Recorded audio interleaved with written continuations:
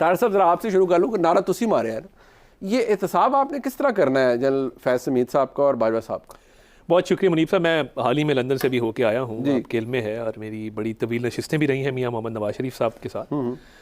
तो मियाँ नवाज शरीफ के लिए अब इक़्तिदार उनका प्रॉब्लम नहीं है। अगर हम ये समझें कि वो शायद चौथी बार वज़ीर आज़म बनना चाहते हैं या इक़्तिदार के हसूल के लिए कुछ जद्दोजहद है, वो इस मुल्क की सिमत को, इसके सिस्टम को ठीक करना चाहते हैं। जो मैंने उनका एक माइंड रीड किया और उनके साथ गुफ्तगू में इस चीज़ को अखज़ किया, मेरा ओपिनियन ये है कि उनका ये मानना है कि जब भी मुल्क तरक्की करने लगता है, कोई ना कोई इस तरह की इंटरजेक्शन, जिस तरह प्रोजेक्ट इमरान खान का लॉन्च है फॉर इंस्टेंस।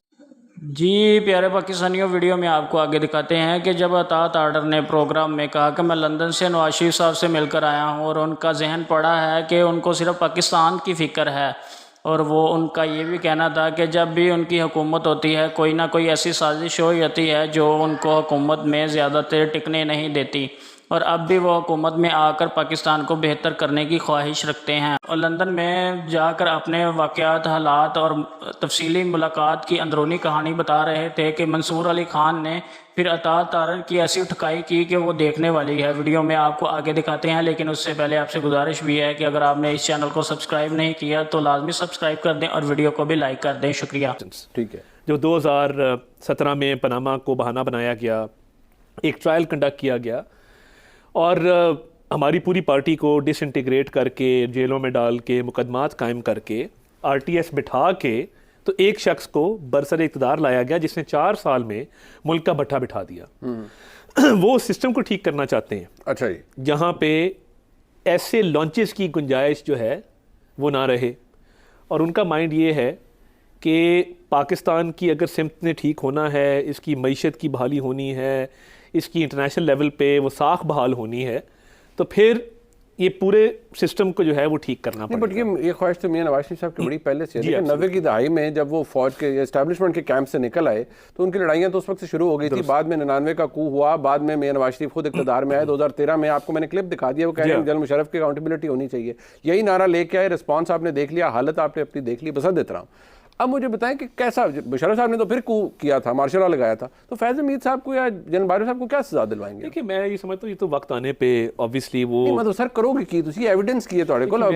शहबाज साहब रह के गए हैं ना, मेरा तो ये शहबाज साहब ने तो एक दिन ये बात नहीं की। मेरा तो ये ख्याल है कि मियाँ साहब ऑब्वियसली वापस आ रहे हैं और उन्होंने 2017 ऑनवर्ड्स जो जुल्म ज्यादती, जो एक जुल्म जबर की पूरी दास्तान है, ठीक है, वो उन्होंने भुगती भी, मगर उसका नुकसान मियाँ नवाज शरीफ से ज़्यादा पाकिस्तान को हुआ। अच्छा, तो वो ऑब्वियसली आएंगे तो उसका कोई आगे लाहे अमल बताएंगे, ऐलान करेंगे। मतलब हाले आपको भी पता कुछ नहीं है फ्रैंकली एज अ पार्टी के। आप मियाँ साहब होता है ना, एहतसाब करना है, एक उधर ही मैंने भल सफाई करनी है माजरत के साथ, तो पता होता है ना आपने, उसका एक तरीका होता है भल सफाई करी कि मशीनें इस्तेमाल होंगी, सब कुछ डिटेल में तो अभी कोई बात नहीं हुई। नहीं पर एहतसाब तारर साहब, मैं आपसे ये जवाब इसलिए एक्सपेक्ट नहीं करता बिकॉज आप अपनी जमात के डिप्टी सेक्रेटरी जनरल हैं और मुझे इस बात का पता है कि आप अपनी क़यादत के बड़े करीब है भाईजान। तो आपने ये बात बतानी है आवाम को कि आपने इस पे, अगर आपने लोगों का वोट लेना है, you have to tell people ना। ऑब्वियसली देखें ना, नारा था हमारा वोट को इज्जत दो, हम आज भी उस नारे के साथ खड़े हैं, ठीक है जी। और अनफॉर्चुनेटली अच्छा, ये नारा दूसरी एक जमात ने, हमारी मुखालिफ सियासी जमात ने लिया, जो कि खुद उस सिस्टम के बेनिफिशरी थे, जो कि वोट के तकद्दुस को पामाल करके ऐवान इक़्तिदार तक पहुंचे थे। तो ऑब्वियसली मियाँ साहब इसमें कुछ डिटेल आगे बताएंगे। नहीं, वोट को इज्जत दो, आपने वोट को इज्जत कही, आपने हमजा साहब को यहाँ पर वज़ीर आला बनवाया बसद लोटों की मदद से, तो आपने वोट को कहीं की इज्जत दी? देखिए बात ये है, लोटे मतलब बात ये है, नहीं जो आप लोटों की बात कर रहे हैं, मैं अक्सर जब हम ऑपोजिशन में थे ना और मैं ट्रेजरी बेंचेस को देखता था, 2 मिनट के लिए ना मैं भूल जाता था कि ये ट्रेजरी बेंचेस है, क्योंकि वो पूरी लाइन हमारी पुरानी बैठी होती थी जो 2000। बट फ्रैंकली बात हमने ये ना कि लोग अपने वापस लिए जो छोड़ के गए थे, वो सारे लोग, लॉयल्टी उनकी किसके साथ थी, टिकट किसके साथ था, बाद में वो इक़्तिदार के अंदर है। बट दैट ये अनडिनाइबल फैक्ट्स है ना, इनको कोई तब्दील नहीं कर सकता।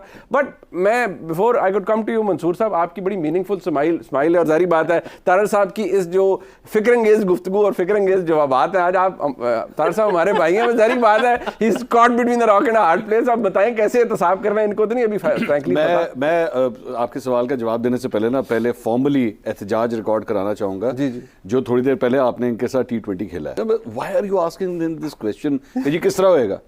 वो आप ये कह रहे हैं कि जी मुझे नहीं पता किस तरह होगा ना, यही इनका जवाब था। अच्छा, मियाँ साहब को भी नहीं पता किस तरह होगा। अच्छा, मतलब बड़े मियाँ साहब को भी नहीं पता कि किस तरह होएगा।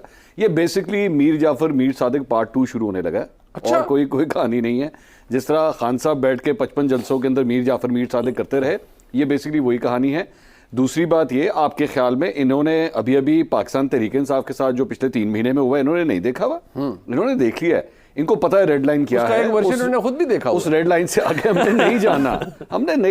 इनको भी जानना है। ये कुछ नहीं होगा, एब्सोल्युटली कुछ नहीं होगा। तकरीरों की हद तक होगा। ये देखे ज्यादती हो गई। ये बेसिकली पूरी कौम को 2016 से 2018 के फ्रेम में ले जाना चाह रहे हैं। वो चाह रहे हैं कि आप 2022 को भूल जाइए। बट क्या 2022 है ही नहीं। फैक्ट है कि PMLN के पास ऑप्शन ही कोई नहीं है। अब उन्होंने ये चीज वापस लानी है, उनके पास कुछ बेचने के लिए है नहीं। अच्छा, वो इसकी वजह क्या है? इसकी वजह ये है कि मौला जट जो है वो सुल्तान रईस साहब ने ना, वो उसके अंदर हीरो थे ना। ठीक है। अब आप अगर मौला जट साहब को 2 या 3 साल के बाद, मौला जट आने के 2-3 साल के बाद आप कहते हैं मौला जट साहब हम आपको ना एक कॉमेडियन के तौर पे आपको जो है वो फिल्म में लाना चाहते हैं, कोई नहीं देखेगा। नहीं देखेगा ना। मौला जट का इमेज इतना जो है वो फिट हो चुका है दिमाग के अंदर। मियां साहब मौला जट, मियां साहब वो मौला जटनी भी है। अच्छा। मतलब मरियम नवाज जो है वो भी मौला जटनी है ना। वो उन्होंने दोनों ने अपना जो बयानिया बनाया, मरियम नवाज की वजह शोहरत और क्या थी? एग्रेशन है ना। बिल्कुल। अब जब वो एग्रेशन किस चीज का था? एस्टैब्लिशमेंट के खिलाफ, इसको धाड़ दिया, उसको बोल दिया, ये कर दिया, वो कर दिया। That is the only thing. आप मुझे बताइए, आपने मरियम नवाज से आज तक कभी कोई पॉलिसी बयान सुना? मरियम नवाज से आपने सुना है कि हमने इकोनॉमी को किस तरह ठीक करना है, हम डॉलर को किस तरह संभालें? कभी भी नहीं किया। तो अभी PMLN की तरफ से भी कोई ऐसा, वो आज तक इलेक्शन ही नहीं लड़ी हुई। आई नहीं है आज तक इलेक्शन ही नहीं लड़ी। पर पूरी PMLN ने अभी तक कोई नहीं दिया ना कि हमने इस मईशत को सुधारना कैसे है। ये बेसिकली अब यही नया मंजन है जो बेचना पड़ेगा आपको। वो जो लोगों के दिमाग में महंगाई महंगाई महंगाई महंगाई, वो जो बार-बार उसको हैमर हो रहा है ना, उसको उससे तवज्जो हटाने के लिए, डाइल्यूट करने के लिए। ये पॉलिटिक्स का पुराना तरीकाकार है। इधर अगर शोर हो रहा है, लोगों की तवज्जो इधर ज्यादा शोर करो। मियां नवाज शरीफ साहब की जाहिर बात है, उनकी सियासत के, उनके बहुत से सियासी सफ़र के अंदर उनके बहुत से साथी उनके साथ थे। कुछ साथ छोड़ गए, कुछ साथ में पीछे रह गए। एक उनके सियासी साथी थे जिनकी बड़ी पुरानी मियां साहब से रफ़ाकत थी और वो मियां साहब के साथ भी रहे बड़ा अरसा। 2018 के इंतखाबात जब हुए, उसके बाद मैंने उनका एक इंटरव्यू किया और उन्होंने चंद इनकलाबियों का जिक्र किया, बल्कि एक इनकलाबी का जिक्र किया। इनकलाबी तो आपको पता है बड़ी, वैसे इनकलाब से तो हम बड़ी मद्दाह हैं सारे इनकलाब के। तो मैं पूछना ये था कि आज भी आपको, आप तो भी पीछे मिल के आए हैं, तो जारी बात है उस दफ्तर के अंदर मैं तो नहीं आज तक जा सका, तो उस दफ्तर के अंदर आपको कहीं इनकलाब की होता है ना नारा कहीं नज़र आया किसी कमरे में, या ऐसी शख्सियत को नज़र आई जो इनकलाबी हो? देखिए, मैं ये समझता हूँ मियां नवाज शरीफ कोई आज के लीडर नहीं है। इस वक्त पाकिस्तान के सबसे बड़े लीडर हैं, सबसे एक्सपीरियंस्ड, अगर सबसे एक्सपीरियंस्ड हैं, और उनके पाए का भी दूसरा लीडर आपके पास इस वक्त कोई नहीं है पाकिस्तान में। ठीक है। उन्होंने उतार चढ़ाव देखे हैं, उन्होंने इक़्तिदार भी देखी है, जेलें भी देखी हैं, किले भी देखे हैं, ऑपोजिशन भी देखी है, जिला वतनियाँ भी देखी हैं, चीफ मिनिस्टर भी रहे हैं, प्राइम मिनिस्टर भी रहे हैं। वो जब कोई राय कायम करते हैं या कोई फैसला करते हैं तो ऐसा नहीं होता जिस तरह ये आप पुराना इंटरव्यू दिखा रहे थे कि जी किसी एक बंदे से वो इन्फ्लुएंस हो जाए, या कोई एक बंदा जो है वो खुदा ना खास्ता उनको कोई ब्रेन वॉश कर दे। मगर आप ये कहते हैं जॉय साहब को गलतफहमी हुई, मियां साहब का अपना, साहब का उनका अपना ओपिनियन है। मैं ये समझता हूँ कि मियां साहब सुनते सबकी हैं और बतौर लीडर के उन्होंने हमेशा देखें बड़े मुरब्बत वाले आदमी हैं। ऐसा भी होता है कि बहुत सारे लोग जो दगा दे के, पार्टी छोड़ के, मुश्किल वक्त में गायब होकर अच्छे वक्त में सामने आ जाए, कभी गिला नहीं करते। वो उनका भी ओपिनियन लेते हैं, नए पुराने सबका ओपिनियन लेते हैं, सबको साथ लेके चलते हैं। बट ऑब्वियसली उनकी एक आइडियोलॉजी है, एक उनका माइंडसेट है। वो ये समझते हैं कि पाकिस्तान के जो मसाइल हैं वो ना होते। मतलब फॉर एग्जांपल, अगर 2018 में प्रोजेक्ट इमरान खान लॉन्च ना होता, CPEC तेजी से चल रहा था, मईशत आपकी तरक्की कर रही थी, पर वही तो वो बात चौधरी निसार अली खान साहब ये कह रहे हैं, अगर आप लोग महाजराई की तरफ ना जाते और महाजराई को कम कर देते तो आपकी हुकूमत 2018 में दोबारा आ सकती थी।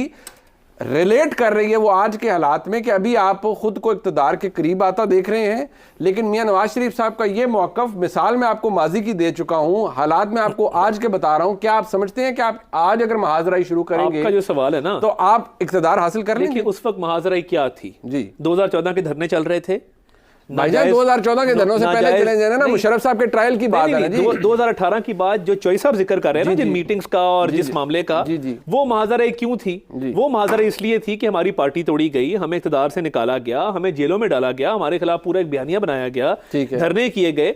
चॉइस साहब तो उस महाजरा की बात कर रहे हैं ना। मियां साहब क्या कह रहे हैं? मियां साहब सिर्फ ये कह रहे हैं कि यार पाकिस्तान से तो बदला ना लो, अगर मेरे से प्रॉब्लम था तो फिर इसका बदला पाकिस्तान से क्यों लिया जा रहा है? उसूली बात ठीक है, बट तारड़ साहब एक कहते हैं ना, let the sleeping dogs lie. कुछ चीजें आपको you have to just put them behind and you know move forward. Bygones भी बायगॉन, बिल्कुल। लेकिन मियां साहब बायगॉन्स की तरफ नहीं जा रहे ना। वो कहते हैं एहतसाब करें, ये चले कह देना, लेबल कर देना ये कौमी मुजरिम है, दैट इज डिफरेंट। बट आप कह रहे हैं कि मियां साहब का तो मौकफ ये है कि जी मुल्क जो है उसके साथ ज्यादती नहीं होनी चाहिए। मैं भी ये कहता हूँ, मंसूर अली खान भी ये कहते हैं, सैफ साहब भी कहते हैं, एवरीवन सेज दैट। बट सवाल ये है कि आप जब लोगों को ये ला रहे हैं कि जी मैं दोबारा, बड़ा एंटी एस्टैब्लिशमेंट है हम, और हम एहतसाब चाहते हैं उन लोगों का जिन्होंने मुझे इक़्तिदार से निकाला। मैं दोबारा भी ये कहूँगा, मैं अब भी ये कहूँगा कि शहबाज साहब की जो वापसी है 2 दिन, मतलब वो कहते हैं ना पैर लगा वापस और वापस तशरीफ ले गए।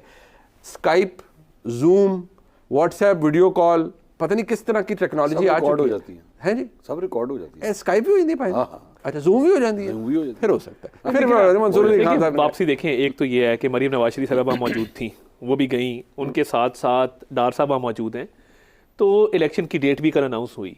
तो मेरा ख्याल है शहबाज साहब को शायद वापस अभी नहीं आना चाहिए था, 2-4 दिन रुक जाते तो। शहबाज साहब बगैर बताए नहीं, ऑब्वियसली बता के आए, मिल के आए थे, कोई ऐसी बात नहीं। दुआएं लेके आए, बिल्कुल दुआएं लेके आए थे। मुझे बताया एक बड़े बाखबर राय ने कि मियां साहब ने बड़ी उनको दुआओं के साथ, ऑब्वियसली। मगर बात ये है कि जब आपकी मशावरत का दायरा कार थोड़ा वसी होता है और इंपॉर्टेंट चीज़ें आपने दोबारा डिस्कस करनी होती हैं, इलेक्शन की डेट है, इलेक्शन के मामलात हैं, वापसी है, उसके कानूनी मामलात हैं। आज अमजद परवेज साहब लंदन को भी सदरा ही बना लिया माशाल्लाह, यहाँ से लंदन में कोई नहीं, एक आध दफा बंदा अगर वापस चला जाए तो इतना कोई हर्ज नहीं है। लंदन आ जा सकते हैं। अच्छा, लंदन आया जाया जा सकता है। अच्छा, वैसे मैं देखिए शहबाज साहब वापस तशरीफ गए, डिसीजन मियाँ साहब का, मर्जी मियाँ शहबाज शरीफ साहब की। अच्छा मंसूर अली खान साहब, ये जो बयान है, ये आपको लगता है कि ये, क्योंकि देखें फैसल वाडा साहब भी बड़ी कुर्बत रखते हैं, मतलब उनकी भी जारी बात है, ताकतवर लोगों से बड़े ताल्लुकात हैं। नहीं, ये भी बड़ी कुर्बत रखते हैं, आपने इनको हल्का लिया हुआ? नहीं, मैं देखिए उनकी भी है। मैं गरीब आदमी हूँ, लेकिन मैं ऐसे ही रगड़े में आ जाता हूँ। नहीं, वैसे आमतौर पे गरीब ही अन्नी डालते हैं, लेकिन चले आप जैसे गरीब। मंसूर साहब, मैं सैफ साहब के बाद भी जाना, इस पे अपना तज्जिया दें। सर देखिए, मैं आपको चले खबर दे देता हूँ। ये फैसल वाडा साहब थोड़ा सा आगे चले गए, लेकिन वेंट अ बिट टू फार। नहीं, वेंट, ये जो बाकी बीपी लो हो गया, शो हो गया, ये सारी और चीज़ थी। मियाँ साहब ने जिस दिन ये सब कुछ कहा था, जिनके बारे में कहा था, मेरी उनमें से एक साहब से बात हुई थी। मैंने उनसे पूछा था कि जनाब ये नवा कट्टा खुल गया था, की करना है? तो उन्होंने कहा कि जी अगर ये लोग ये समझ रहे हैं कि मेरे बारे में इस तरह की बातें करके अपनी इलेक्शन कैंपेन रन करेंगे तो इनकी खामख्याली है, ऐसा नहीं होगा। अच्छा। और रेलेवेंट क्वार्टर्स तक भी वो बात पहुंचाई जाएगी। ठीक है। तो मेरा ख्याल में, क्योंकि मुझे बताया गया कि पहुंचा दी जाएगी, तो मेरे ख्याल में पहुंचा दी गई है, और फिर वहां से यहां भी पहुंचा दी गई है। और जिस तरह मैंने आपसे पहले कहा, ये ठीक है इलेक्शन कैंपेन के लिए वो हल्की फुल्की मौसीकी होगी, इसके अलावा ये नहीं करेंगे, और क्योंकि ये अफोर्ड नहीं कर सकते। ठीक होगा।